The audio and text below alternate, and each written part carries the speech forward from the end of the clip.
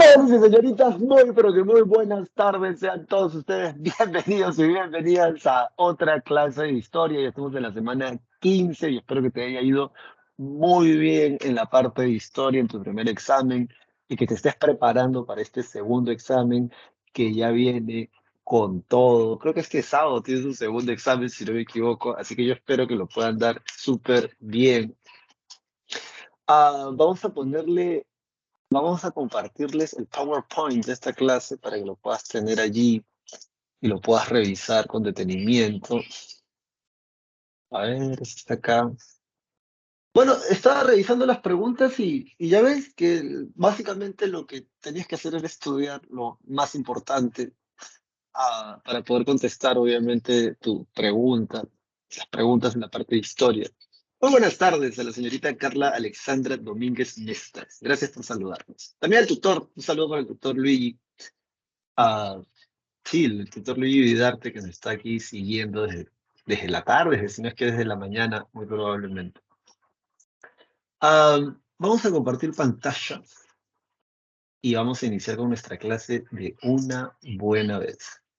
A ver, sí, porque hay tema regular que ver. Vamos a bajarle el volumen a esto. Ajá, ya está. Muy bien, entonces, a ver. Bueno, tú ya sabes que tienes que estar acá. Sí, o sea, ustedes ya saben que tienen que estar ahí. Muy probablemente utilicemos esto para poder hacer esta parte de la clase. Pero vámonos para acá. Bien, vámonos al PowerPoint. ¿De qué va esta clase de hoy? Bueno, antes de eso, ya sabes, espero que sigas estudiando, preparándote para tu segundo examen, que estés mentalizado y mentalizada en lo que quieres, porque básicamente eso es lo que va a determinar tu éxito. Si ya sabes lo que quieres, le pones actitud, le pones ganas, vas a conseguirlo. Tarde o temprano, pero vas a conseguirlo. Así que bueno, esta clase va desde la Revolución Mexicana hasta la Guerra de Corea. Bien, va a abarcar la Segunda Guerra Mundial. Así que vamos a tratar de iniciar esto de la mejor manera posible. Lo más importante que debes recordar de la Revolución Mexicana, porque si no me equivoco, a ustedes les tocan 5 preguntas en historia, ¿no?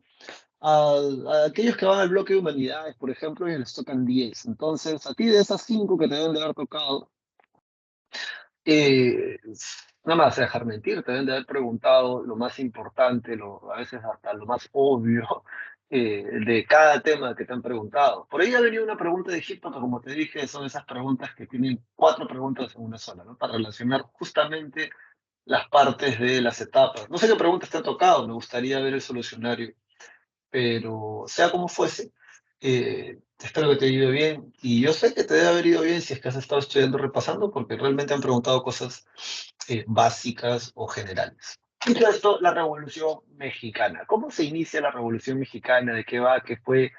¿Qué cosa pasó? Sobre la Revolución Mexicana, tenemos que hablar de Porfirio Díaz y su dictadura, que va a durar 30 años. ¿Ah? O sea, nosotros hemos tenido dictadores que han gobernado 10, 11 años, ¿no? O, o algo así. Pero ya 30 años tienes que pasarte de sano, de verdad, para gobernar 30 años un país. La historia de este señor se origina en 1876, cuando luego de derrotar al ejército francés y expulsarlo de México, Porfirio Díaz toma el poder. Durante un breve periodo, que creo que son apenas 2 o 4 años, no va a gobernar, pero el resto de tiempo, desde este año hasta 1910, él va a ser el presidente de México y, como dice aquí, dictatorial. Aquí sí hay que aclarar una cosa. Cuando se refieren ya para el siglo XX, porque todo esto es el siglo XX, damas y caballeros, o sea, desde 1900 hasta 1999 es el siglo XX. Entonces, en el siglo XX, el término dictador ya tiene otras connotaciones. Ya no va a ser como cuando a Simón Bolívar le dan el cargo o como cuando los romanos lo utilizan, ¿no? De situación de peligro extraordinario, 6 meses plenos poderes para resolver el problema por el cual te elegimos dictador. Ya para el siglo XX, dictador se le llama a un tipo, y esto lo puedes anotar porque te puede servir, no va a ser la última ni la primera vez que escuches este término ya en estos tiempos. Dictador va a ser referencia a aquel sujeto que gobierna de manera antidemocrática y haciendo uso de las Fuerzas Armadas para mantenerse en el poder. De manera antidemocrática porque no van a votar por él o las elecciones van a ser fraudulentas o van a ser cuestionadas. con las Fuerzas Armadas, porque justamente como la gente, o sea, es lo único que lo mantiene en el poder, porque como la gente no vota por él, pero como por esta persona, dictador del siglo XX, obviamente, de alguna manera tiene que hacer uso de la fuerza, de la violencia para mantenerse en el cargo. Y obviamente gobiernan desde su punto de vista. Al ser antidemocrático, no tienen un Congreso que limite su poder, no tienen un control o una fiscalización como si lo habría en una democracia, en teoría. Así que la historia de este señor se inicia ahí, en 1886. Bueno, la agarró de salsa, ¿no? La agarró de payasito, comenzó a gobernar durante 30 años en México y en 1908 ah, va a dar una entrevista y en esa entrevista va a decir que él ya no quería ser presidente de México. De hecho, creo que iba a cumplir 80 años y que ya estaba cansado y que iba a apoyar a cualquier eh, candidato que esté postular, porque él ya no quería. Bueno, te estoy adelantando un poco esto, en todo caso seguimos con las causas. A la dictadura y corrupción también puedes anotar aquí del gobierno de Fulgencio Batista, la dictadura y corrupción del gobierno de Porfirio Díaz. Después tenemos esto de la agudización de pobreza del campesinado, y realmente cuando te pones a estudiar este tema a detalle, no es algo que te vayan a preguntar en tu examen, pero te lo cuento para que hagas una diferencia porque acuérdate que desde 1876 hasta el 2020, hasta 1920, prácticamente es la República Aristocrática, ¿no? En el caso de nosotros. Y lo que tenemos es que para el caso de México, las comunidades campesinas van a tener una usurpación ilegal de sus tierras. Van a llegar hacendados, ya sea de origen extranjero o nacional, y van a comenzar a obligarlos a cultivar sus propias tierras cargándolos de deuda. ¿Te acuerdas que durante la República Aristocrática había este sistema de enganche en las haciendas de la costa norte porque no tenían cómo conseguir mano de obra, mano trabajadora, y por esta le prestaban dinero a gente de la sierra y los mandaban luego a estas haciendas donde les inflaban una deuda para hacerlos trabajar varios años más? Parece que esto es una política, o sea, parece que se les ocurrió a nivel, no sé, de América, porque en México van a hacer algo parecido, aunque desde mi punto de vista un poco más grave, porque, ah, o sea, acá en el Perú, las haciendas de la costa norte, de la costa norte, son las más modernas porque es ahí donde se puede de alguna manera tecnificar la agricultura, porque es plano. En el resto del Perú no se puede. O sea, cuando tú tienes una gran extensión territorial, puedes meterle tractor, pesticida con aviones, y puedes maquinizar, puedes industrializar de alguna manera la agricultura con máquinas. Pero tienes que tener campos, pues, ¿no? Extensiones abiertas de puro campo, como en el caso, por ejemplo, de México, en el caso de Argentina, Francia también tiene la misma situación, Holanda.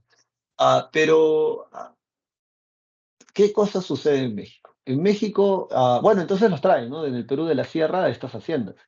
Pero en México lo que hacen es quedarse con las tierras de las comunidades campesinas mexicanas y les comienzan a crear deuda artificial. El detalle está que cuando mueren los que contraen esta deuda, que vendrían a ser contra los padres, la deuda pasa a los hijos. Todo eso ya es grave. Y obviamente, así como aquí en el Perú, hasta la época de Velasco, lo que personajes como él, en este caso Emiliano Zapata, van a decir y van a reclamar es reforma agraria. Así que ya por ahí tú puedes ir entendiendo la importancia de ser dueño de la tierra que trabajas, porque en una sociedad o en un país donde la mayoría de la población es agricultora, no ser dueño de la tierra que trabajas es un drama, porque aquí nos referimos a que es gente que sabe trabajar el campo para poder vivir. Ese es el detalle. Lo otro es descontento de los sectores urbanos. Bueno, los que no estaban con Porfirio Díaz, obviamente. Tenemos, acuérdate que proletario es un obrero que trabaja en una fábrica. Y la mayoría de las empresas en México en esos años eran extranjeras de origen estadounidense. Entonces hay un sector de la clase trabajadora que está reclamando mejores derechos. Por otro lado está la burguesía que había sido alejada. Cuando piensas en la burguesía, ya para la clase, o sea, cuando hablamos de la clase media, ya en el siglo XX, no nos referimos solamente a el que tiene una fábrica, una empresa. Esa explicación te la di para hablar de primera revolución industrial, segunda revolución industrial. Pero ya para el siglo XX, la clase media está conformada no solamente por gente que tiene su propio negocio, sino, por ejemplo, por profesionales, o sea, gente que ha estudiado alguna carrera, ya sea técnica o a nivel universitario, y en ese sentido también ellos son la clase media. Ah, bueno, la clase media en México, así como aquí en el Perú, hasta antes de la época de Leguía, porque eso también lo hemos estudiado ya la semana pasada, también estaba excluida de esta bonanza económica que había tenido México durante los años de la dictadura de Porfirio Díaz. Y una parte de la élite. Dice una parte de la élite porque la otra parte está con Porfirio Díaz, ¿no? Entonces, no, la llevan bien si eres allegado al gobierno. Bueno, ¿qué cosa sucedió entonces? En 1908, Porfirio Díaz, en una entrevista por los 80 años de su cumpleaños, va a decir que ya está cansado de gobernar y que va a apoyar al siguiente candidato. Algunos se lo tomaron en serio. En este caso tenemos a Francisco Madero. Francisco Madero realmente es todo un personaje si te pones a buscar su biografía, porque va a ser de los pocos empresarios mexicanos. Este tipo pertenecía a la élite mexicana, era una persona rica, acaudalada, le va a dar derechos laborales a sus trabajadores, am, y va a hacer una serie de cosas que realmente le van a granjear, o sea, le van a hacer ganar mucha simpatía dentro de la población. Entonces él se va a candidatear. Y parece ser que va a tener tanto apoyo popular, te estoy resumiendo mucho esto, pero básicamente es así, que Porfirio Díaz va a decir, o sea, ¿me creyeron en realidad que iba a dejar la presidencia? Claro que no. Para meter preso a Francisco Madero en la ciudad de San Luis de Potosí. Recuerdo ese nombre, ¿bien? Lo van a encarcelar en la ciudad de San Luis de Potosí, y es así como Porfirio Díaz va a ganar de nuevo las elecciones con nada más ni nada menos que 97% de los votos. Es que, o sea, obviamente estaba fraudulenta esa elección. Y bueno, lo que sucede es que el abuelo de Francisco Madero le va a pedir a Porfirio Díaz que por favor liberen a su nieto, porque, bueno, el hombre parece que no quería ofenderlo, ¿no? Entonces, cuando lo liberan a Francisco Madero, Francisco Madero va a ir a una de las ciudades que quedan en la frontera de México con Estados Unidos. Va a ir a una ciudad de Estados Unidos, no sé si es Texas o Arizona, pues se va a quitar para allá. Y desde Estados Unidos, Francisco Madero lanza una proclama, que es un texto, bien, es un texto, que se llama el Plan de San Luis de Potosí. Eso subrayalo en tu separato, bien. En este plan de San Luis de Potosí, básicamente Francisco Madero va a convocar a una revolución, le va a pedir al campesinado, a la clase obrera, a la clase media, irse en contra de la dictadura y el gobierno, obviamente, de las elecciones fraudulentas de Porfirio Díaz. Es ahí, es en ese momento, donde se van a organizar varias comunidades o varios grupos de campesinos al mando de caudillos. De repente, los caudillos que debes de recordar son Emiliano Zapata y Pancho Villa, ambos unos personajes o sea, una cosa loca de ese tiempo. A Pancho Villa hasta lo van a entrevistar, hay videos, lo puedes ver en internet. Y cada uno de ellos controlaba un buen grupo de campesinos y van a irse a la guerra civil. Esta gente va a pelear contra el ejército federal, en ese tiempo puesto al mando de Porfirio Díaz. Y finalmente, para resumirte esta historia, en 1910 Porfirio Díaz huye a España, se quita para allá, se queda allá, de que está caída de Porfirio Díaz, que en realidad no es que cae el gobierno, pero él no cae, ¿ah? Se va a quitar tranquilamente para irse para allá, para España. Y es así como se convocan elecciones y el que sale presidente es este sujeto llamado Francisco Madero. Ahora, ¿cuál es el problema? Bueno, si revisas un poco la historia a detalle, el sujeto es bastante pacifista, quiere hacer estas reformas sociales, estas reformas a nivel laboral, o sea, cambiar los derechos para mejor, pero de una manera metódica y parece ser pacífica, pues, ¿no? Pero lo que gente como Emiliano Zapata, Pancho Villa, entre otros más, no van a esperar es la cuestión agraria, o sea, la reforma agraria. porque directamente era el tema principal para ellos, el abuso contra el pueblo campesino y además de eso, contra los trabajadores, porque acuérdate que no hay derechos laborales. Entonces, lo que va a hacer para su mal, o sea, una mala jugada política, Francisco Madero va a hacer llamar a este sujeto llamado Victoriano Huertas, que es un ex general de Porfirio Díaz. ¿Para qué lo llama Victoriano Huertas? Para combatir a los rebeldes de Emiliano Zapata y Pancho Villa, que antes habían ayudado de alguna manera directa o indirectamente a llegar al gobierno a Francisco Madero para que Porfirio Díaz deje la presidencia. Am, ¿Cuándo se van a rebelar? En 1911, Emiliano Zapata, como ya te estaba comentando, lanza su propia proclama llamado el Plan Ayala. El Plan Ayala habla justamente de o sea, la urgencia y la importancia de hacer la reforma agraria y es algo que no podía esperar. Bueno, en ese sentido, a Francisco Madero lo terminan metiendo preso y luego de eso lo van a fusilar y Victoriano Huerta termina quedándose con la presidencia en un golpe de Estado apoyado por los Estados Unidos. Mira, están a un año de iniciar la Primera Guerra Mundial, ¿sí o no? 1913, ¿sí o no? Bueno, entonces, para resumir esta historia, es aquí donde entonces estos caudillos como Emiliano Zapata, Pancho Villa, terminan reuniéndose con este señor llamado Venustiano Carranza en una especie de asamblea o conferencia para irse en contra del gobierno de Victoriano Huertas. Am, y es así como en 1917 terminan em, derrotando al gobierno de Victoriano Huertas y Venustiano Carranza en 1917 llega a la presidencia y van a proclamar en 1917 la Constitución de Querétaro.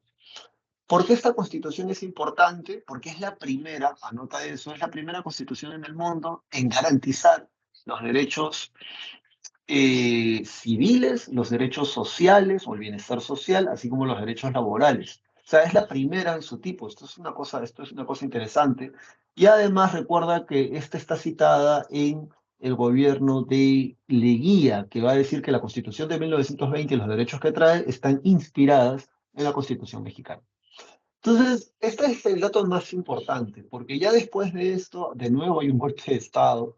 De hecho, Victoriano Huertas pierde el apoyo de los Estados Unidos porque el telegrama Sigma. Bien, cuando Estados Unidos se enteró de que querían, Alemania les había ofrecido que si les hacían la guerra, les habían ofrecido entregar esas tierras, o sea, apoyarlos en su reclamo de esas tierras, Estados Unidos lo dejaba apoyar y es ahí donde pierde el poder. Y ya para 1920-23, lo que hay después de esto, de la Constitución de Querétaro, es que van a comenzar a asesinar a estos caudillos rebeldes, porque se habían convertido en un problema para el Estado mexicano, ya que controlaban a mucha población. El último en ser asesinado, porque los van a matar, va a ser Pancho Villa. Bien. Dicho esto, vámonos ahora entonces inmediatamente. Entonces, lo más importante de esta etapa, ¿qué cosa sería? La Constitución de Querétaro de 1917, que garantiza, la primera en el mundo en garantizar los derechos laborales, el bienestar social. Y obviamente hacen la reforma agraria, ¿bien? Y hacen la reforma agraria, que era lo que estaban pidiendo y demandando. Dicho esto, lo que tenemos luego es la Revolución Rusa, ¿bien? Sobre la Revolución Rusa, en tu separata está, digamos, está más extenso, realmente. Eh, a ver, sí, pues, ¿no? Lo que pasa es que preferiría esta vez usar el PowerPoint porque como está tan resumido, nos va a permitir poder llegar hasta el final de la clase. Sí, o sea, va a ser más fluido de alguna manera. Acá ya sabes que aquí está más, como que hay más sustancia acá. Pero de todas maneras, a ver, para ir señalando algunas cosas importantes. Alguna vez, tú estás en el ciclo ordinario, así que ustedes pretenden ingresar a la Universidad de San Marcos por la pre, así como lo hizo quien te habla.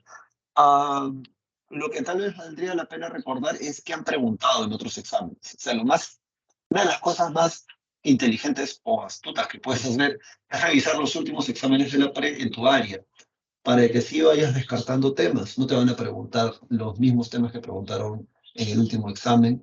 Y encima, acuérdate que son por bloques, ¿no? El primer examen, segundo examen, tercer examen, cuarto examen. Dicho esto, alguna vez la pre preguntó, ¿qué significa esto? Hacía, o sea, lo demás era floro, pero esto era la pregunta en concreto. Entonces, esto significa Unión de Repúblicas Socialistas Soviéticas. Y eso te tiene que quedar claro. Bien, esta Unión de Repúblicas Socialistas Soviéticas estaba conformada por más de 20 países o naciones. Bien, solo que estaban gobernadas bajo un solo partido, que es el Partido de la Unión Soviética. Entonces, a todo este desmadre lo van a llamar así, la Unión Soviética. Dicho esto, Ah, la lectura acá te la puedes vacilar, es de Julián Casanova, y bueno, entre comillas es un texto bastante actual de lo que tú y yo estamos estudiando ah, de manera preuniversitaria. Recuerda que estos temas están bastante condensados, ¿no? Es lo más importante y lo mínimo que deberías de saber de cada hecho o proceso histórico que estamos viendo en clase. Pero ya si necesitas, digamos, información un poco más académica, un poco más densa, puedes, por ejemplo, conseguirte textos como ese. Lo que puse ahí fue la transcripción de una entrevista que le hacen a razón de su libro, La venganza de los siervos, donde realmente va a dar más detalles en lo que tú y yo lo vamos a ver pues en 10 minutos. La revolución menchevique, la revolución bolchevique. Dicho esto, como parte de los antecedentes, eh, ¿por qué es ¿Por qué es importante hablar de la guerra ruso-japonesa? Porque esa guerra manifiesta eh, una cosa que es muy parecida, es parecida en todo caso, no muy, pero sí es parecida a lo que ocurre con Perú y Bolivia durante la guerra del Pacífico. ¿Qué cosa ocurre con Perú y Bolivia durante la guerra del Pacífico? Bueno, es un país bastante grande, bien, bastante gigantesco, es un país bicontinental, bien, porque esto es Europa Oriental y esto es el norte de Asia. Eso por un lado. Y por otro lado, Japón es esto, mira. Esto es el imperio del Japón. Ahora, Japón hace algo que, o sea, por eso te decía, ¿no? La historia es importante, aunque no lo parezca. Japón durante el siglo anterior, porque aquí es, ojo, estamos hablando del siglo XX, 1904-1905, guerra ruso-japonesa. Siglo anterior, siglo XIX, primera y segunda revolución industrial, 1800, ¿verdad? Entonces, lo que se da cuenta del gobierno del Japón, que estaba en ese tiempo con un emperador y una élite y todo lo demás, es que estaban bastante retrasados respecto de los avances tecnológicos que habían surgido en Europa. Y para más simple, estaban bastante retrasados en lo que se refiere a tecnología armamentística. Inglaterra y Francia, sobre todo Inglaterra, ya había demostrado que con sus buques, sus acorazados de guerra, le podía sacar la mugre a cualquier país en el mar o los territorios cercanos a la costa durante la guerra del opio o las guerras del opio, que habían ocurrido entre 1850 al 60. Entonces, Japón, el gobierno japonés, y eso es lo que debe hacer toda élite chancona, ¿bien? Por eso te hablo de élites. ¿Por qué? Porque las élites son los que están en la cúspide de la pirámide, no porque sean superiores en relación al dinero, sino porque dirigen, están como cabeza, dirigen el país, dirigen el destino de la nación, para bien o para mal. Y en nuestro caso es la clase política y la clase empresarial, hasta el día de hoy. Entonces, en el caso de Japón, mandan a jóvenes de tu edad a estudiar a universidades europeas y estadounidenses. Ingeniería, arquitectura, derecho, entre otras carreras relacionadas a las ciencias, a las industrias. Y luego estos jóvenes regresan a Japón y a través de un programa de incentivos y de inversión, el gobierno japonés consigue industrializar. Ahora bien, cuando llega el año de 1904, Japón está reclamando unos territorios acá. ¿Qué cosa es eso? Es la península de Corea. Entonces, en esa guerra, todo el mundo pensaba que, porque no se llamaba así, ¿no? Se llamaba el Imperio Ruso, ¿no? El Imperio Ruso, antes de la Revolución, el Imperio de Rusia. Entonces, todo el mundo pensaba que, mira, este es un desmadre, o sea, que esta monarquía que llevaba 400 años de existencia, la dinastía Romanov, la familia Romanov, el apellido Romanov, le iba a sacar la mugre, ¿no? A este, territorialmente hablando, con un conjunto de islas. Y aunque tú no lo creas, los japoneses le van a ganar esa guerra y se la van a ganar rochosamente. Para Asia y para Japón es muy importante porque luego de la batalla de Tsushima van a exaltar mucho su orgullo patrio, su orgullo nacional, que ocurre también algo muy parecido en la Guerra del Pacífico con Chile, porque es impresionante cómo un país que territorialmente es mucho más pequeño termina sacándole la mugre a un país mucho más grande, más antiguo y en teoría con bonanza económica. Entonces, es aquí donde Japón pone en tela de juicio justamente si realmente Rusia es la gran Rusia o de los Ares. Entonces, aquí la gente ya está bastante harta, está bastante cansada, y por esa razón comienzan a haber una serie de protestas.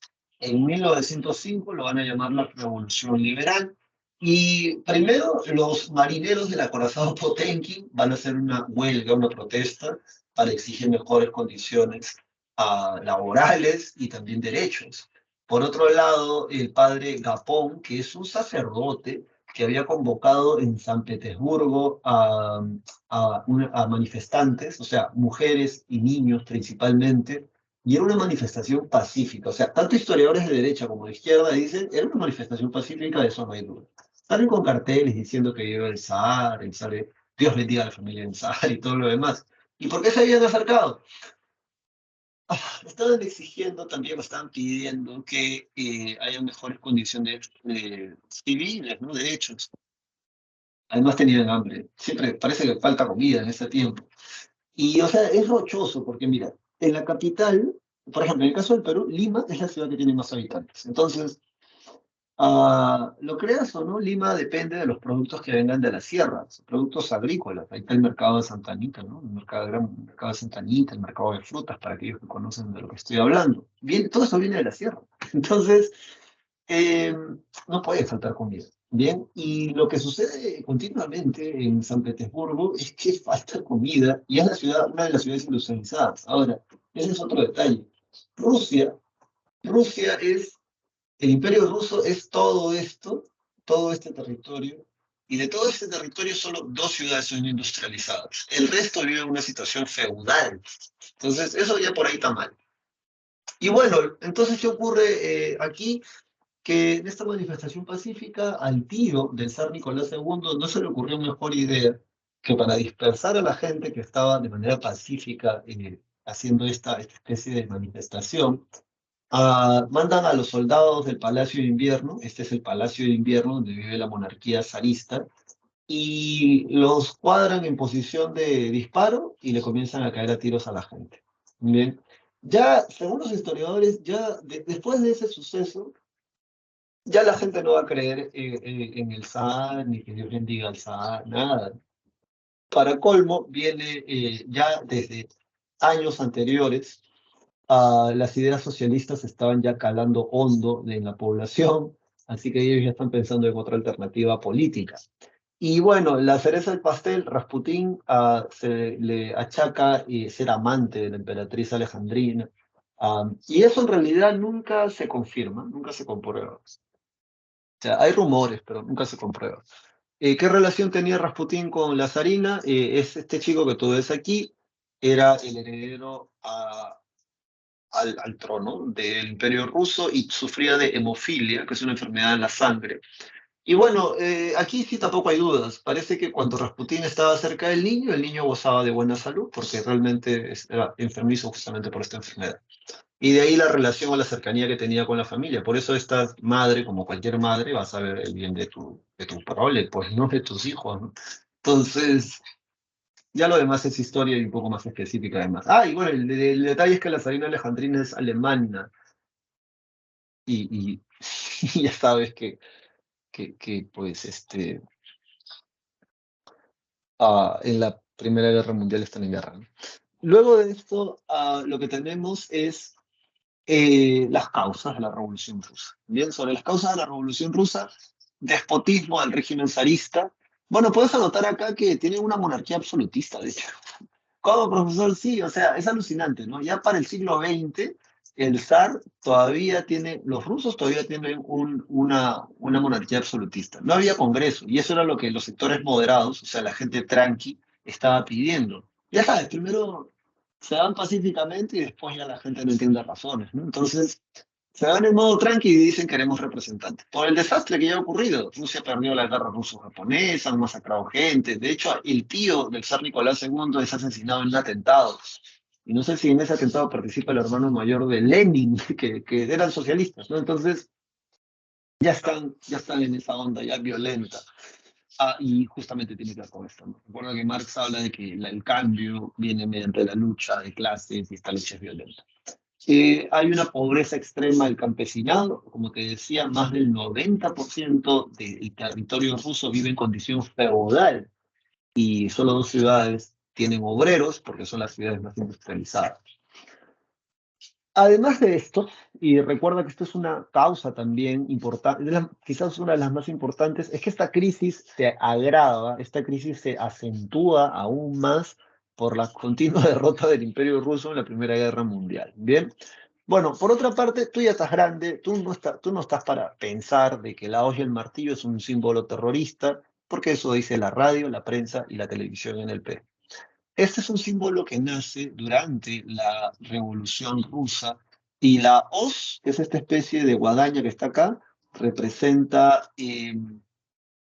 al campesinado, segando trigo, cebada, etcétera, y el martillo representa a Thor. No, el martillo representa a la clase obrera, a la gente que trabaja en fábricas. Ah, ya que Sendero Luminoso, la MRTA haya utilizado este símbolo también para sus cosas locas, eso es otra historia, ¿bien? Pero no puedes satanizar algo porque, o sea, simplemente tienes que conocer el origen de las cosas, ¿bien?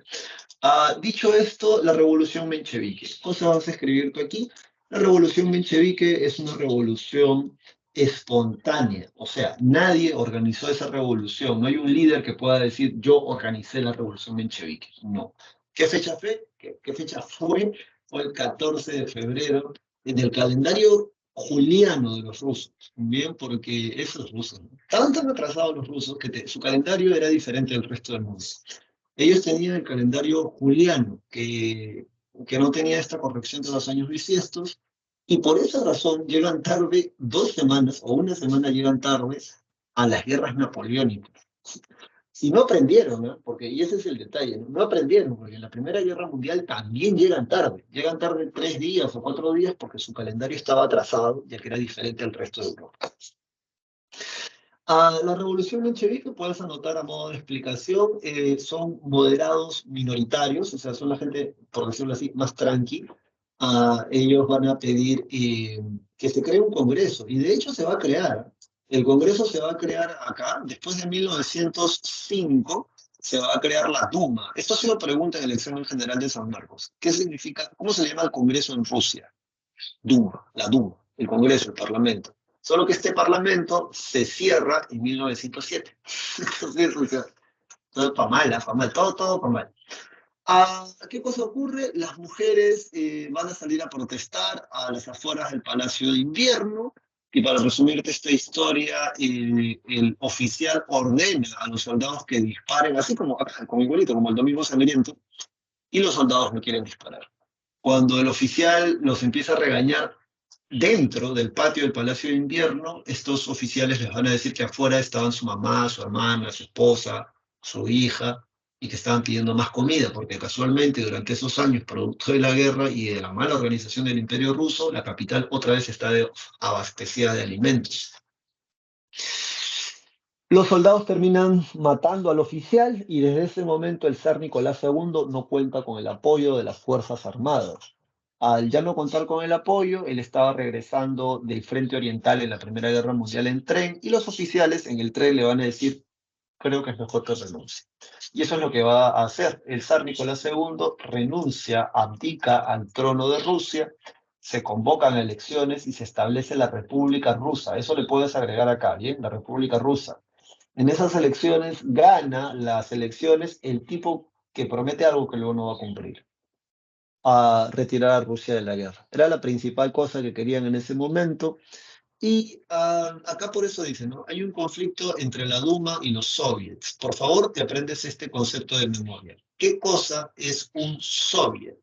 Un soviet, anota, es la asamblea de obreros, es la asamblea de campesinos, militares y obreros. Bien, es la asamblea de campesinos, militares y obreros. Representantes.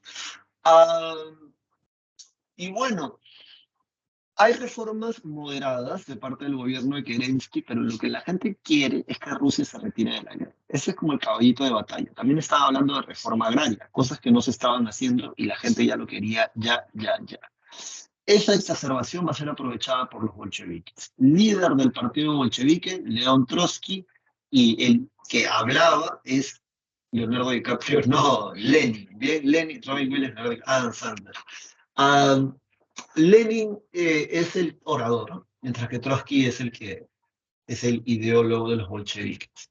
La revolución bolchevique sí es organizada, está dirigida por justamente estas personas y además de eso es violenta y bastante radical. O sea, es radical, es violenta. ¿Bien? A Lenin, los alemanes en la Primera Guerra Mundial lo introducen al Imperio Ruso, porque Lenin había sido expulsado años antes. Cuando Lenin llega, Lenin se hace cargo otra vez del discurso bolchevique, y en ese tránsito entre que Lenin llega, él publica un texto titulado Las tesis de abril. En las tesis de abril, Lenin va a decir que lo primero que hay que hacer es retirar a Rusia de la guerra porque además no es nuestra.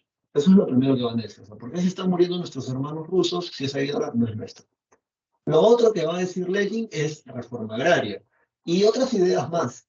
Pero San Marcos ha preguntado cómo se resume. ¿Cómo se resumen las tesis de abril en una frase? Hace años, además. Y bueno, Lenin mismo dice, ¿no? Eso, ¿no? Todo el poder a los soviets. Así se resume las tesis de abril. Todo el poder a los soviets. ¿Qué cosas son los soviets? Asamblea de obreros, campesinos y militares.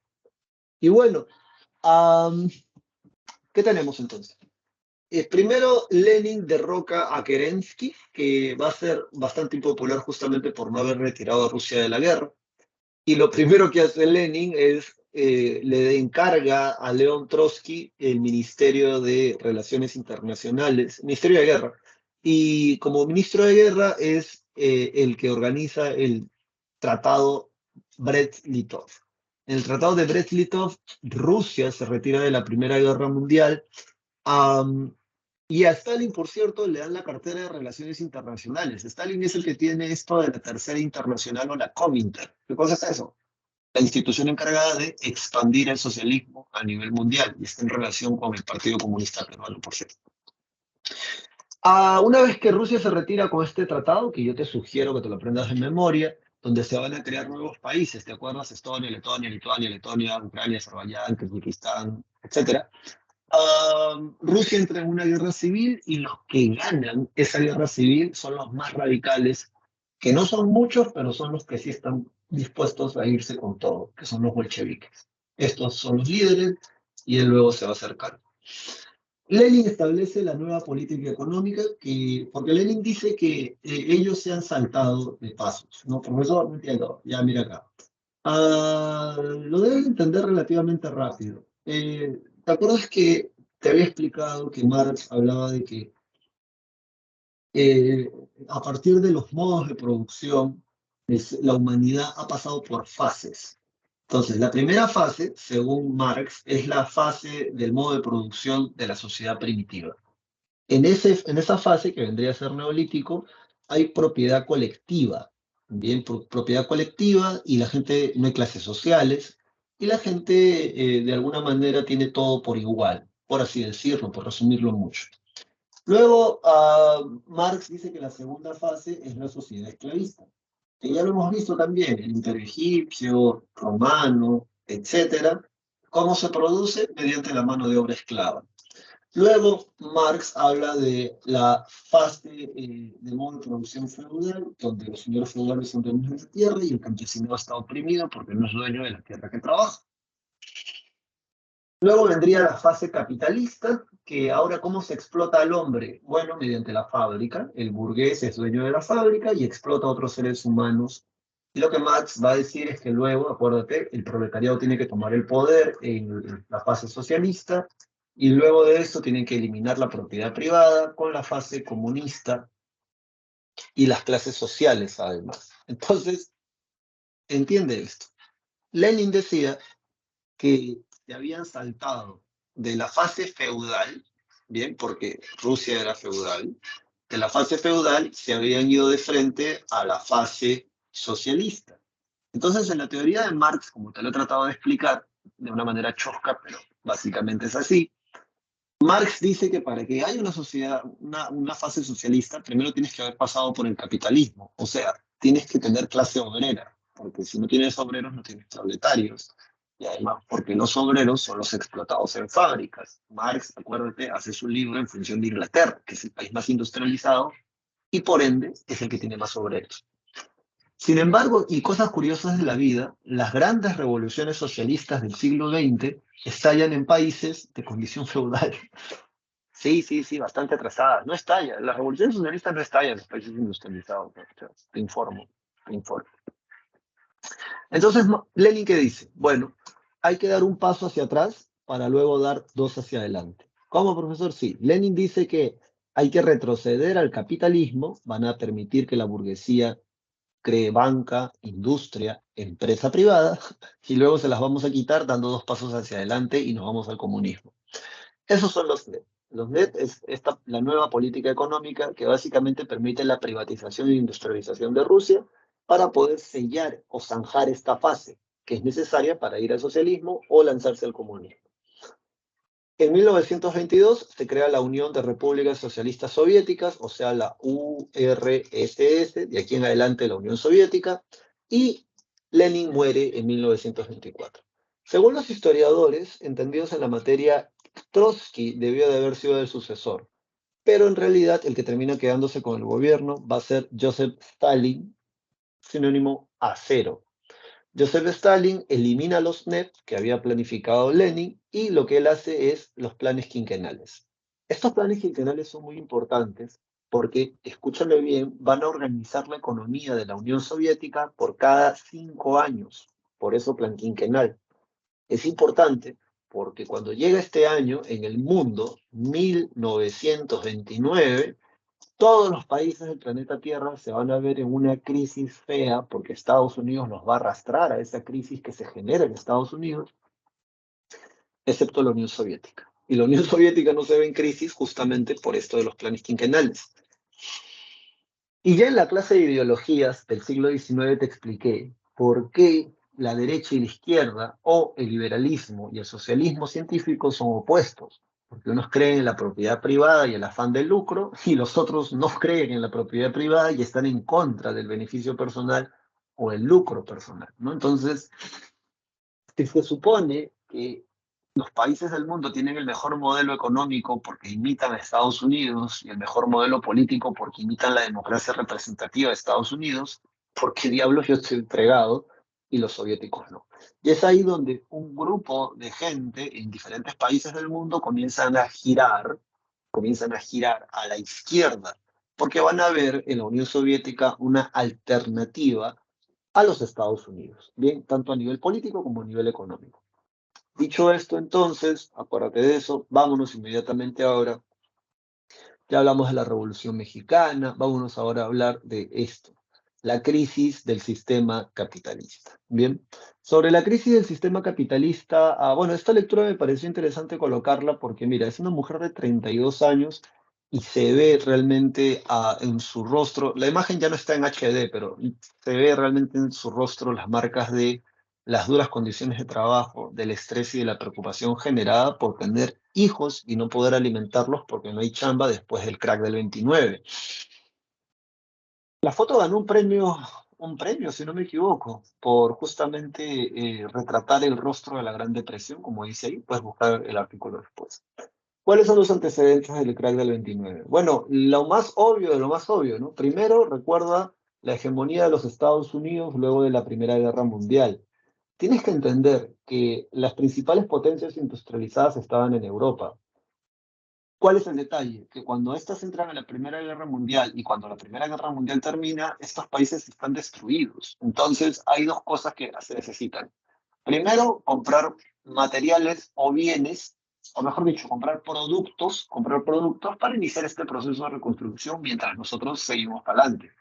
Y para eso hay que prestarse dinero. Entonces, el que les vende productos y el que le presta plata a los países europeos es Estados Unidos. El detalle está que Estados Unidos, como gobierno, de manera, o sea, como una política de gobierno y también sus empresarios dentro del sector privado, invierten dinero en todo el mundo. Ya sabes, el Perú durante el gobierno de Leguía recibe inversiones tanto privadas como públicas de los Estados Unidos. Estados Unidos invierte dinero en Canadá, en África, en Asia, en Europa, en América hispana, etcétera, etcétera, etcétera. Entonces vale la pena que por ahí tengas eso en claro. En la ciudad de Nueva York, por cierto, hay un auge durante los años 20 de la bolsa de valores de Wall Street que está en ascenso. Bien, no sé si por acá te puedo poner el gráfico de cómo está esto, ya, pero bueno, más adelante te lo pongo. Esta es la fotografía de cómo se encontraba la gente el jueves negro cuando la bolsa de valores cae por primera vez, porque cae dos veces antes de desplomarse. Bien, ahí sí hay que utilizar ese término. Sobre las causas que tenemos es la especulación financiera. ¿Qué cosa es especular? Tu clase de economía, un concepto muy general, es cuando te venden un producto a un precio que no es el real. Casi siempre te lo venden a mayor precio cuando no cuesta realmente así. Y es el sector bancario que tiene que estar aquí, porque los bancos le comienzan a prestar dinero a personas que no tenían dinero para comprar acciones cuyo valor no era el real, para luego venderlas más caro y así seguir ese proceso ininterrumpidamente inflando el valor de las acciones cuyo precio no era el real. Y por otro lado, según tu clase de economía, yo sé que tú sabes, ¿qué cosa ocurre cuando tú sobreproduces con el precio de un producto? Ese precio cae. Y bueno, también está, dice, crisis del capitalismo monopólico, sí, porque Marx, o sea, una de las cosas más interesantes de Marx es que él predice las crisis del capitalismo. Marx dice, el capitalismo está hecho de tal forma que cada cierto tiempo va a entrar en crisis. Y obviamente si tú conoces esos ciclos, tú puedes sacarle provecho, porque ya te he dicho, o sea, si para ti la riqueza es acumular dinero, pues estudiar los ciclos de crisis que han habido y cada cierta cantidad de décadas, o cada 8 años, cada 20 años, hay ciclos de crisis. Esta que tenemos ahora recién dicen está comenzando. Así dice. Bien, pero de que va a haber una crisis, o sea, esta inflación de los productos aquí en el Perú no es algo que tenga que ver con solamente el gobierno, bien, porque a veces eso es lo que te quieren vender en el discurso político. Yo puedo entender que tú tengas una posición política de derecha o de izquierda, pero eso no te puede a ti cegar de la realidad a nivel planetario. Perú es un país más dentro de este barco llamado planeta Tierra.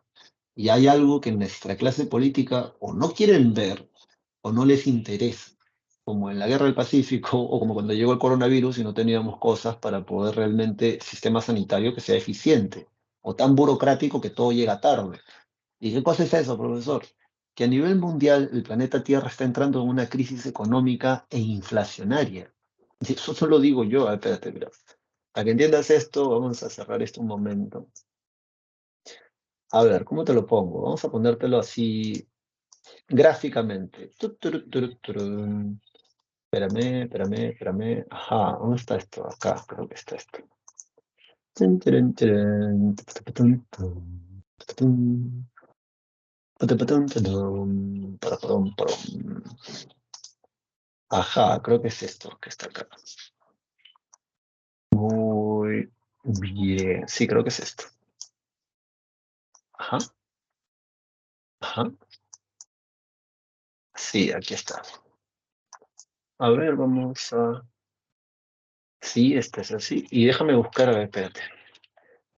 Índice de la Bolsa de Valores de Wall Street, 1920, 1930. Vamos a ver si está en la gráfica. Si está en la gráfica sería un golazo.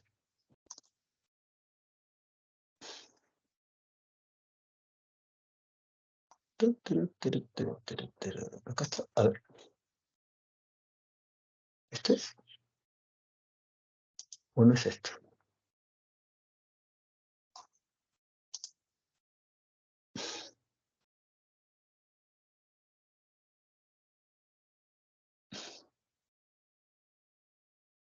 Sí, creo que es esto. O no, no es esto. Siempre he querido buscar, o sea, yo sé que existe, pero no lo encuentro. Acá. ¿No? Oh, qué mal, no lo encuentro. Hubiese sido súper interesante enseñarles esto. Ya bueno, te enseño la otra en todo caso. A ver, y así continuamos con la clase. Tan, tarán, tarán, tarán. Aquí está. Esta, varón, señorita, es el índice bursátil en las acciones de las 500 empresas más valoradas en los Estados Unidos. ¿Te acuerdas que te dije que hacerte, o sea, hacerte dinero no es magia? En realidad es una ciencia y la puedes estudiar. Bueno, esta que tú ves acá es la crisis inmobiliaria, famosa por cierto, de los Estados Unidos. Esta crisis no nos afectó tanto porque ya para el año 2007 nosotros habíamos cambiado o diversificado nuestros prestamistas e inversiones. Eso pasa cuando pones y dices, no pongas todos tus huevos en una sola canasta, no se te vayan a reventar si te caes. Sí, y porque eso pasó, pues, ¿no? En el gobierno de Leguía. Ah, ¿Qué cosa sucede? El capitalismo tiene ciclos económicos, ¿bien? Entonces, si tú miras este índice, si tú miras este índice, lo que te vas a dar cuenta es que los picos verdes es cuando hay subida de acciones. Entonces, si tú hubieses comprado las acciones, por ejemplo, acá, en esta parte, costaban $80 las acciones. O sea, tú puedes comprar una acción que es el valor de las 500 empresas más cotizadas en los Estados Unidos. Y si lo vendías por acá, la ibas a vender a unos 120 o $140, pero ya no el mismo año. A ver, esto se ve así, mira. Aquí valían $72 para el año, para febrero del 2009 y para abril, mayo del 2010 valían $118. Si te hubieses quedado con esas acciones 10 años al menos, para el año 2020, ¿cuánto valen esas acciones? Para el año 2020 esas acciones valían $320. Como puedes ver, es un negocio bastante rentable porque te compras una acción a un determinado precio y lo puedes vender más alto. Ya, esto que está acá, que tú lo ves en un lapso de 10 años, es lo mismo que ocurrió en el crack del 29. Gracias a que Estados Unidos era el principal prestamista de estos países europeos que estaban en reconstrucción, ellos le venden productos. Entonces, nadie controla la empresa privada en Estados Unidos ni la banca. Ya que acuérdate que ellos son el país que dicen son los máximos representantes del capitalismo. El capitalismo nace dentro del liberalismo económico y el liberalismo es una ideología que nace en el contexto de la ilustración y en la ilustración, acuérdate, lo que existían eran monopolios dirigidos por las monarquías. Entonces ellos lo que dicen es, déjame comprar, déjame vender, no me pongas trabas. La famosa frase, laissez-faire, laissez-passer. Estados Unidos, al ser el máximo representante de esta ideología, ellos no le ponen trabas a la economía y dejaban que tanto la banca como la industria vendan, produzcan o le presten dinero a gente con este fin. Te prestan dinero para que compres las acciones en 166, por ejemplo, para que luego tú las vendas al año siguiente a 212. Y así, le prestaban dinero a gente que primero no tenía plata. Ese dinero se creaba con estos bancos que decían, te presto dinero, vendes la acción más adelante, me pagas la parte que te he prestado, los intereses, y tú te quedas con otra. Y así, esto es lo que ocurre en los años 20. Bien, ahora, esta crisis, como les digo, la actual, es planetaria. Lo que se espera que haga esto es esto, clic, clic, clic, clic, clic. Eso es lo que se espera que haga, porque no todo siempre va en ascenso, como no todo siempre va en bajada. Pero ya pues, ¿no? O sea, para esto tienes que estudiar un poquito, o sea, tienes que informarte y leer. Bien, acá ahorita está teniendo un rebote, ¿no? Que puede ser así. Bueno, si sigue subiendo bien, ¿no? Porque, o sea, nadie quiere que obviamente los precios de los productos se encarezcan y todo, pero básicamente esa es la razón. Bien, dicho esto, esto es lo que va a ocurrir justamente en el plan del 29. Lo que ocurre es que estos bancos le comienzan a prestar dinero a gente que no tiene forma como pagar para que compren acciones cuyo precio no es el real. Por eso acá dice especulación financiera. Entonces, ¿qué es lo que sucede? Lo que va a suceder es que un pequeño grupo de accionistas en Wall Street van a vender acá sus acciones. Bien, estos accionistas venden todas sus acciones y aunque tú no lo creas, en la actualidad, por ejemplo, tú puedes seguir cuál es la cartera de inversión de Warren Buffett, de Elon Musk o de Jeff Bezos. Si no sabes quiénes son, uno es el dueño de Twitter, el otro es el dueño de Amazon y el primero que mencioné es uno de los grandes inversionistas en la bolsa de valores.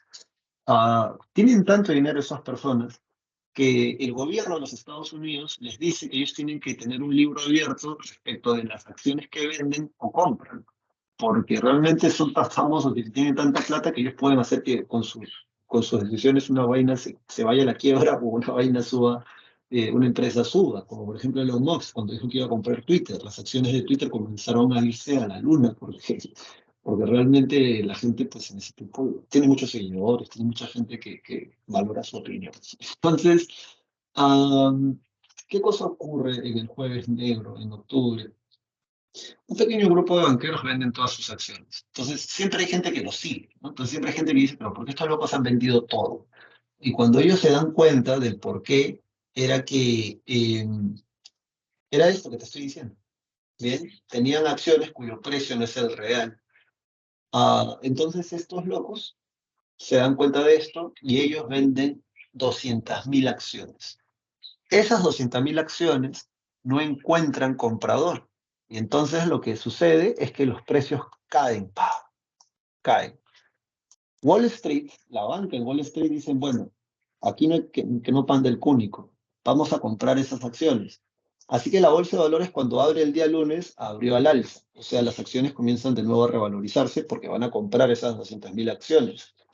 Pero en ese fin de semana, todo el mundo ya se había pasado la voz de que tenían acciones. O sea, sí sabes lo que es una acción, ¿verdad? Esa clase de economía. Una acción es un certificado que divide el valor de una empresa en papeles, certificados. Entonces tú dices, tu empresa vale $1, ¿bien? Entonces tu empresa vale $1. Acá pasa el tiempo y la gente, como está en auge, tu empresa ya no vale la acción de tu empresa ya no vale $1, vale $10. Entonces, si tu empresa estaba valorizada en $100.000, en un año ya vale $10. Entonces ahora tu empresa vale $1.000.000. Pasa el año siguiente, ya no valen $10, valen $20. Tu empresa ahora vale $2.000.000 y así. Bien, entonces, en la caída de la bolsa de valores de Wall Street, mucha gente tenía acciones cuyo precio no era el real por la especulación financiera. Si a eso le sumas la sobreproducción que hace que los precios de los productos caigan, lo que tenemos es que para ese fin de semana, entre el jueves y el martes, la gente se ha corrido la voz, la gente ya sabe que tienen acciones cuyo precio no es el real, y el día martes todos venden sus acciones. ¿Qué crees que ocurrió cuando todo el mundo vendió las acciones y nadie quiso comprar? Esas acciones fueron a quiebra. Acciones que valían en ese tiempo, que decían que valían $10, $20, que en ese tiempo es bastante plata, por cierto, llegaron a valer 4 centavos, 4 centavos, 1 centavo. Gente que era millonaria de la noche a la mañana se hizo pobre. Es allí donde se cuentan casos de gente que se lanza de los rascacielos, se meten tiros en la cabeza, toman veneno porque realmente la van a pasar bastante, bastante mal. Dicho esto, am, dicho esto, Heber puede sacar de la crisis en la que se mete. Justo a él le toca esta vaina de la crisis y no la puede sacar. Entre estos años, del 29 al 33, históricamente se le conoce como la Gran Depresión. Más de 30.000, más de 5.000 y 6.000 bancos y fábricas van a cerrar en un solo año. Entre el 29 al 30 van a cerrar. Van a haber más de 30 millones de desempleados en un solo año. Hay devaluación monetaria, hay desempleo generalizado y esta crisis se hace mundial cuando esto llega acá. Bien, esto que está acá viene aquí, en esta parte. Y te la cuento bonito porque lo demás son datos que están ahí. Bien. Bueno, y la crisis de la democracia liberal entra en crisis porque ya te he dicho, Todos los países del mundo están en crisis, excepto la Unión Soviética. Y es aquí donde algunos grupos políticos de estos países afectados van a girar a la izquierda o van a tratar de ver una alternativa en esa ideología.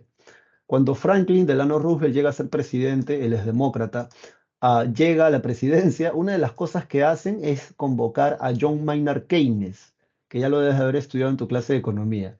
Este señor predijo la crisis antes de que la crisis se diera.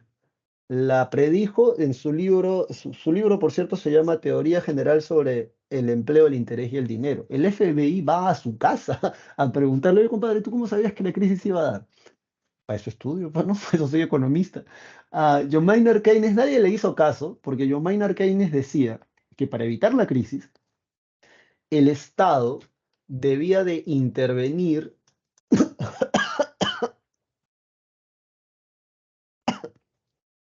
que el Estado debería de intervenir, anota, en algunos sectores estratégicos de la economía nacional. Ojo, él no dice el Estado debe de intervenir en todos, como está acá, parece ser. No, tú escribe ahí, el Estado debe de intervenir en algunos sectores estratégicos. ¿Por qué? Porque, y por eso no le hacen caso también, pues. Porque cuando él dice eso, recuerda, ¿cuál es el único país en el planeta Tierra en esos años que interviene en toda su economía para planificarla por cada 5 años? La Unión Soviética. Entonces, no le van a dar pelota porque como él va a hablar de intervención estatal, van a decir, ¿qué cosa eres? ¿Comunista, socialista? ¿Qué cosa eres, loco? Nadie le hizo caso. Además, la Bolsa de Valores en 1926 estaba hacia arriba. En ese sentido, cuando ya la crisis estalló, lo llamaron y él va a dar algunas recetas o recomendaciones para sacar de la crisis a Estados Unidos. Am, ¿Qué es lo que van a planificar? Durante el gobierno de este señor, primero van a comenzar a hacer congresos, asambleas, conferencias. En esas asambleas, una de ellas va a ser en el Capitolio, en el Congreso de los Estados Unidos, y allí no solamente hay parlamentarios o congresistas, también llaman a los grandes empresarios de Estados Unidos. Ahí está Rockefeller, por ejemplo, Henry Ford, entre otros. He tenido la oportunidad de leer esos artículos. En el diario El Comercio publicaban recortes del New York Times de esos años. Y bueno, lo que van a decir es que para hacer el salvataje a la economía estadounidense, lo primero es que el gobierno le va a cortar los préstamos a todos los países en el mundo donde han prestado dinero. Número uno. Número dos, el gobierno de los Estados Unidos va a comenzar a pedir el dinero que les han prestado. Y eso ocasiona la crisis aquí en el Perú. Ya, eso es por el lado del Estado, porque por el lado de los empresarios, o sea, los inversionistas privados, le va a pedir el gobierno que retornen las inversiones que ellos tienen, las empresas o negocios que tienen abiertos en otros países, que cierren esos negocios y que traigan el capital, el dinero a Estados Unidos para reabrir empresas o fábricas que han quedado en quiebra, banca incluida. Entonces, eso es lo que hace que la crisis se extienda a nivel mundial.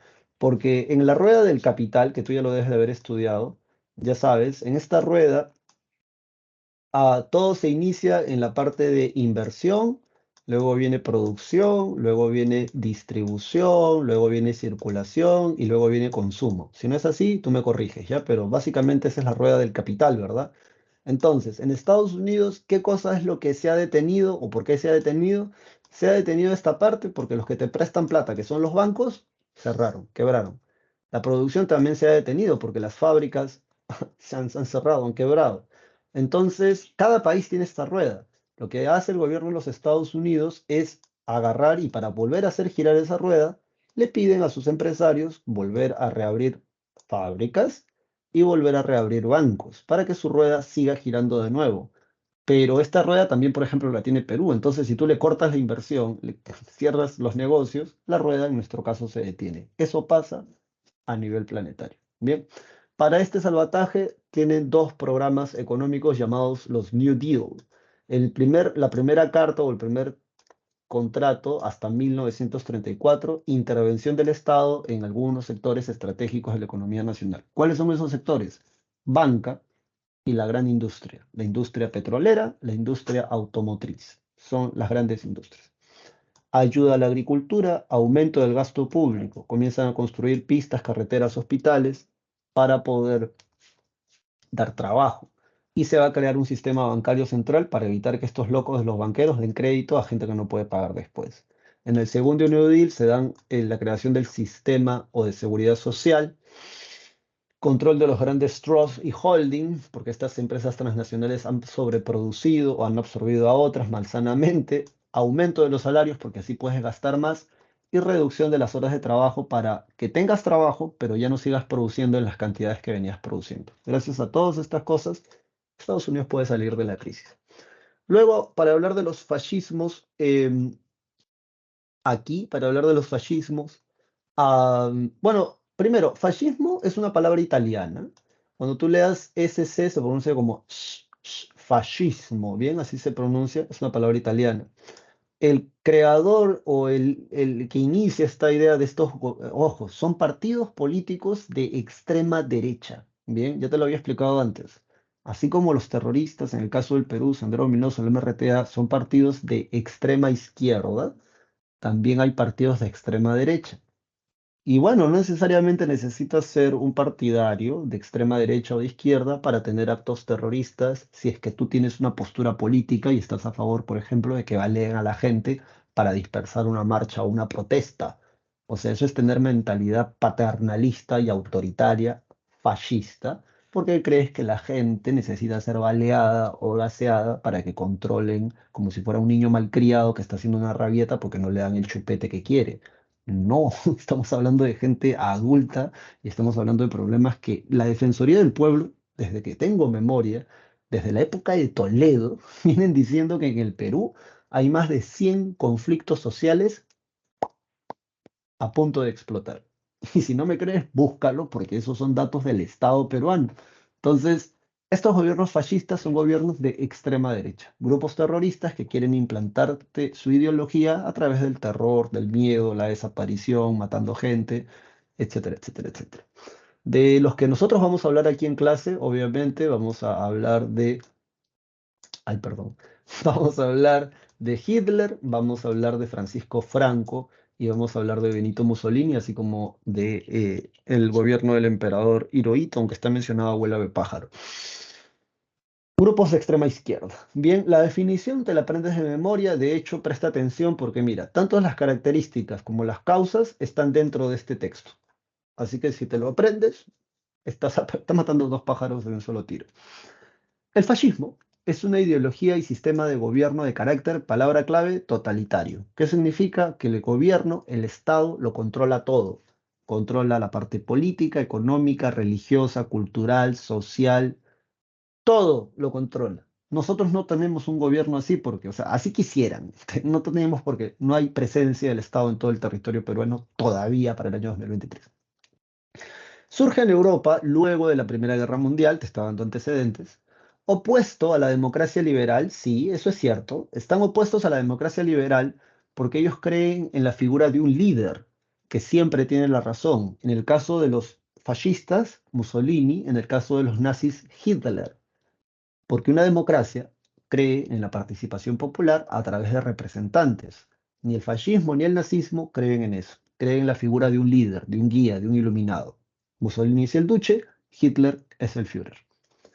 Pero donde sí son claros es acá. Son opuestos al comunismo. Le tienen un hambre a los comunistas que parece que es ya ganada a pulso, ¿no? Pero sí, o sea, son anticomunistas. O sea, más que ser antidemocráticos, no es que ellos sean antidemocráticos porque le tienen bronca a la gente que es liberal, no.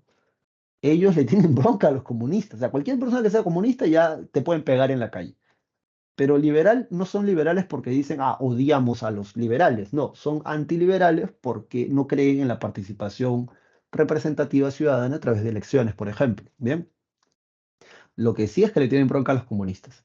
Y le otorgan un poder absoluto al Estado, amparado, este es otro detalle, en un nacionalismo exacerbado. O sea, creen que ser habitante del país donde han nacido, Italia, Alemania, en el caso del fascismo o el nazismo, es la última chupada de mango.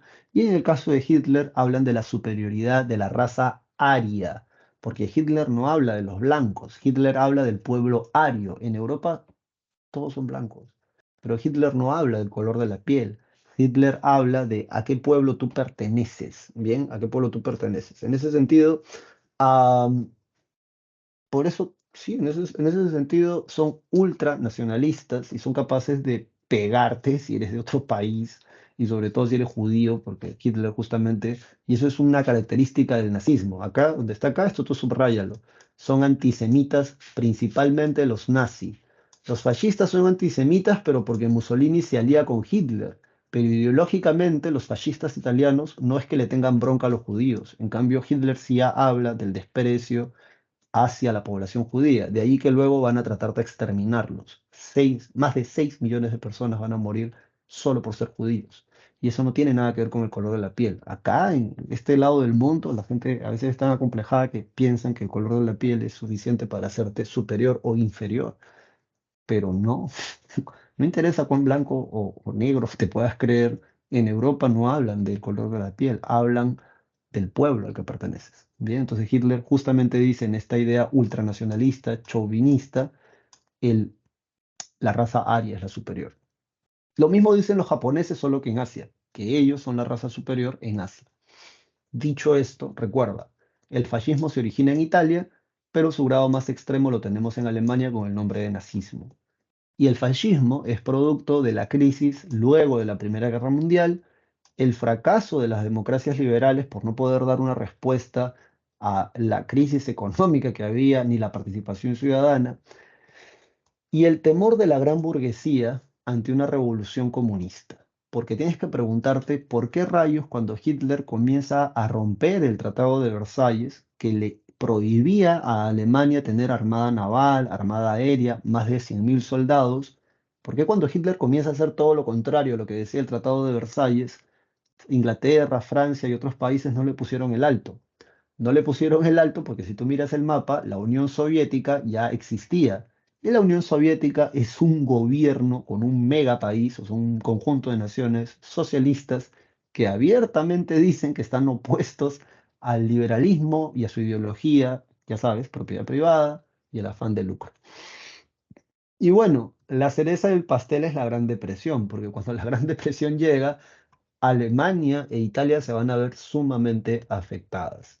Causas, entre ellas está el Tratado de Versalles. Para los alemanes, Hitler decía que era humillante, y para el caso de los italianos, Mussolini decía que no habían obtenido aquello que realmente deberían de haber obtenido por haber ayudado a los aliados en la Primera Guerra Mundial.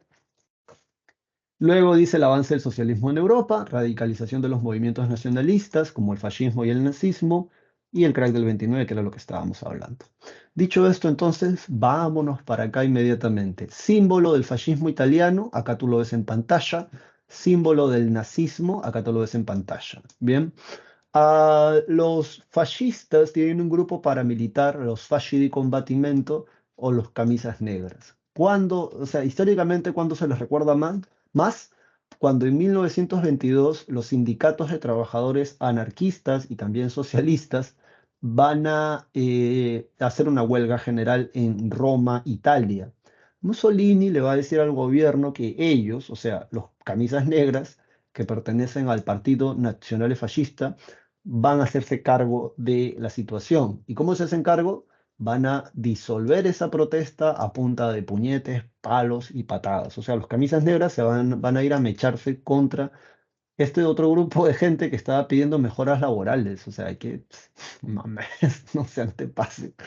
Bueno, luego de esa situación, Mussolini va a ser elegido como primer ministro, o sea, en la práctica, por eso está aquí entre paréntesis, es el jefe del Estado italiano. A Mussolini se le llama el Duce. Y una diferencia también entre el fascismo y el nazismo es que a Hitler nunca le interesó mucho este tema de la religión. De hecho, algunos historiadores hablan de que el fascismo en sí mismo es una religión de Estado o tiene muchas características religiosas para ser un partido político. Y es interesante estudiar ese tema.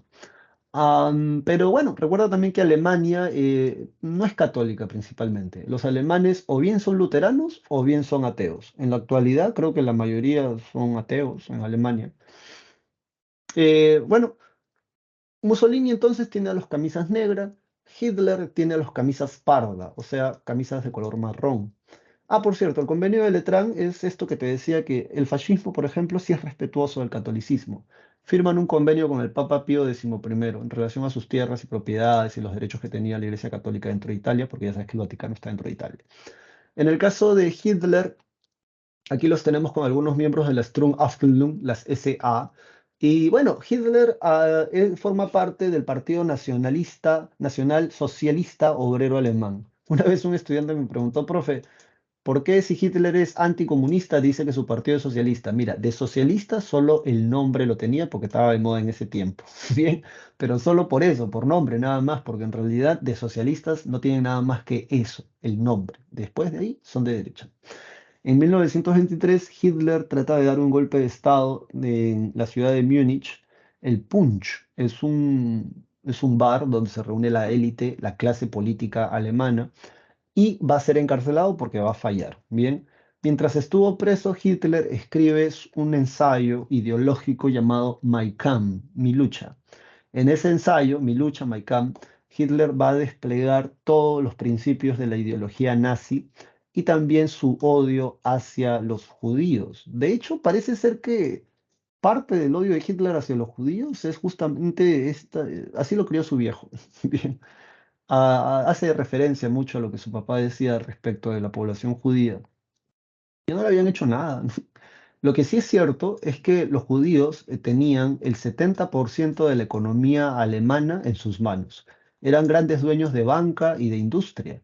Entonces, cuando ya Hitler se hace con el poder y comienzan a matar a los judíos, a meterlos en campo de concentración, a fusilarlos, a quemarlos, a gasearlos, a meterlos en hornos, ¿a quién crees que se va a hacer con el control de ese dinero? Y aquí viene una diferencia, ¿no? Porque por eso te decía, no es la cantidad de dinero, sino cómo lo uses. El Estado nazi, y eso es una cosa que hay que aprender, el Estado nazi pone a la ciencia al servicio del Estado. Sí, es cierto, para matar gente y también para expandirse y hacer guerra, está bien, pero también por otro lado demuestra de que la ciencia, que el Estado puede hacer uso de la ciencia, de lo último en tecnología, de lo último de los conocimientos de esa época. Y con este dinero, con estas bancas, con estas industrias, Hitler hace algo que Mussolini no puede hacer. Por ejemplo, ¿qué cosa es? Sacar a Alemania de la crisis. Le dan trabajo a todo el mundo porque van a comenzar a construir carreteras, colegios, hospitales, centros, fábricas y van a comenzar a rearmarse de nuevo teniendo una industria militar alucinante.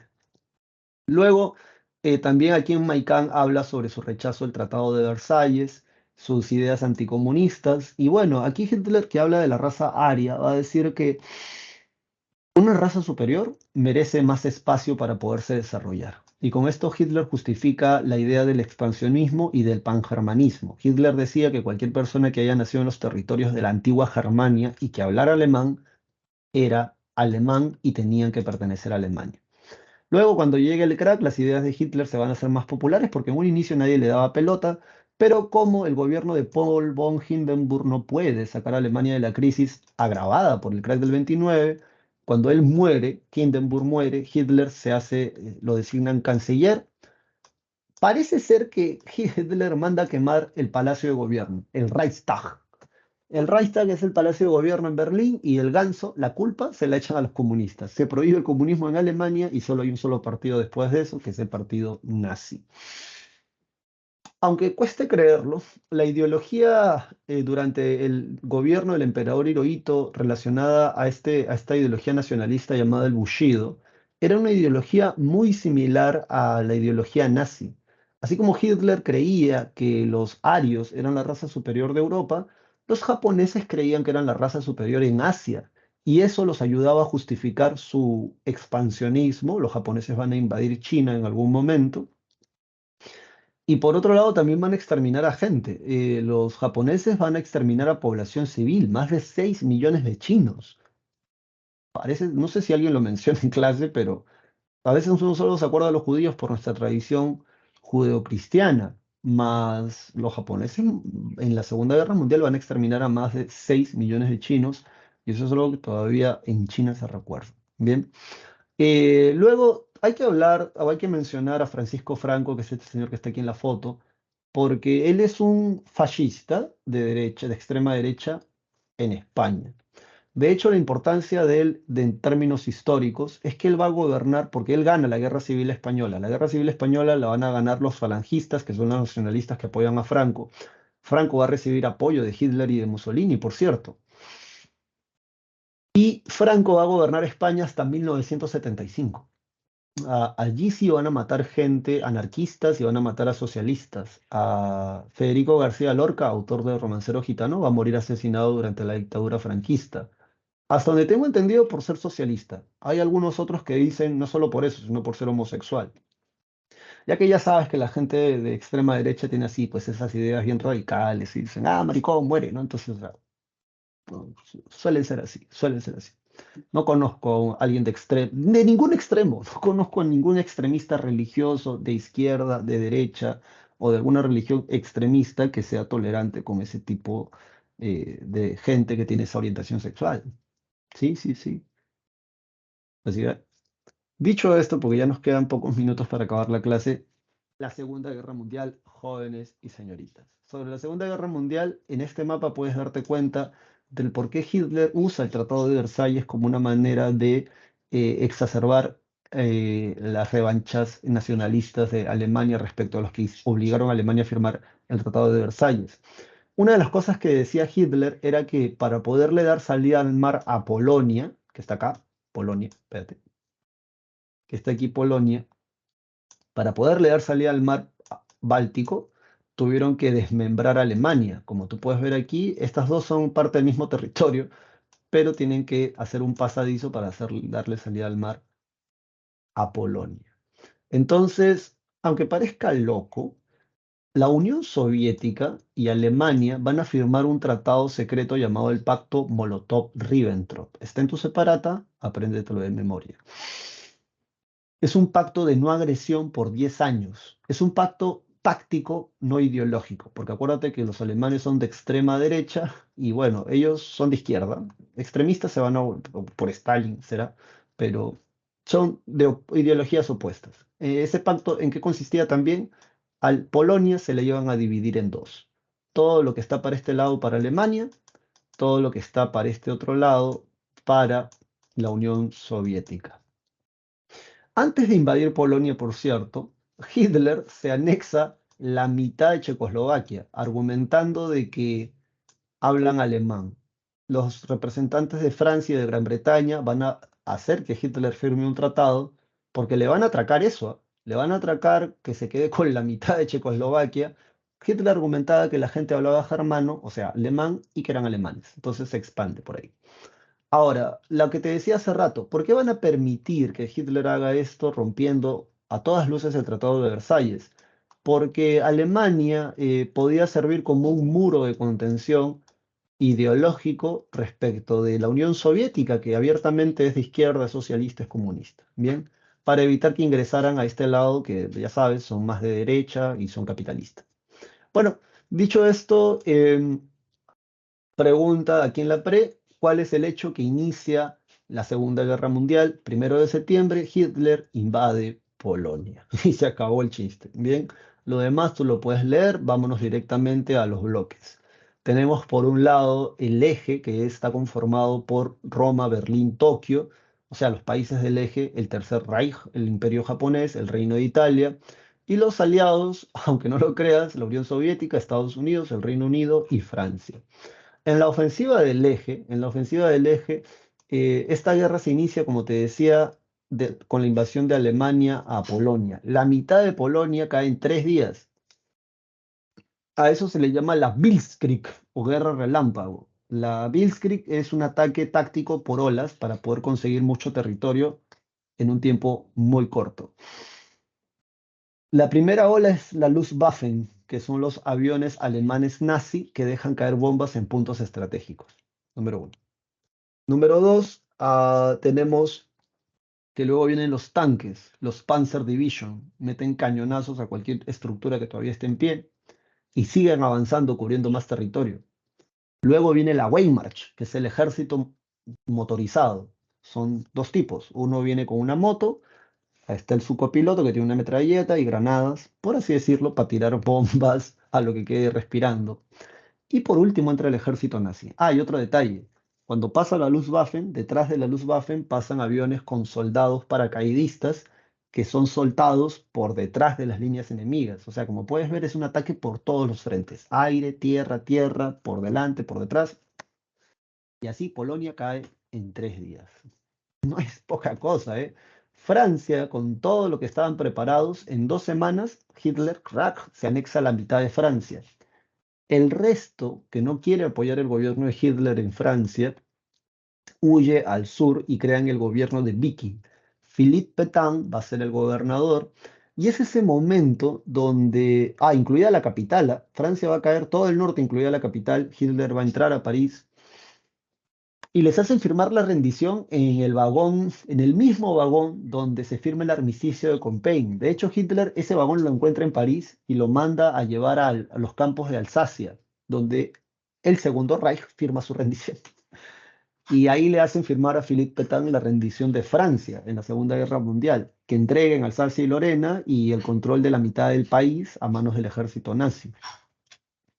Cosa loca. Luego de eso, Hitler detona ese vagón, por cierto.